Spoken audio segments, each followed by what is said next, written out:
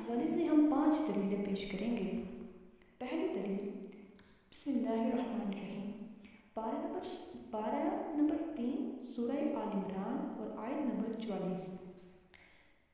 ذَلِكَ مِنْ أَنْبَاءِ الْغَيْبِ نُوحِيهِ إِلَيْكَ وَمَا كُنْتَ لَدَيْهِمْ إِذْ يُلْقُونَ أَقْلَامَهُمْ أَيُّهُمْ يَكْفُلُ مَرْيَمَ وَمَا كُنْتَ لَدَيْهِمْ إِذْ يَخْتَصِمُونَ۔ یہ غیب کی خبریں ہیں کہ ہم خفیہ طور پر تمہیں بتاتے ہیں اور تم ان کے پاس نہ تھے جب وہ اپنی کلموں سے برا ڈالتے تھے کہ مریم کس کی پرورش میں نہیں، اور تم ان کے پاس نہ تھے جب وہ جھگڑ رہے تھے۔ اس آیت میں فرمایا گیا کہ حضرت مریم رضی اللہ عنہا کا واقعہ غیب کی خبروں میں سے ہے۔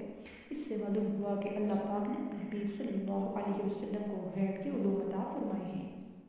دوسری دلیل، پارہ نمبر 4 سورہ آل عمران آیت نمبر 179 ہے۔ ما كان الله ليذر المؤمنين على ما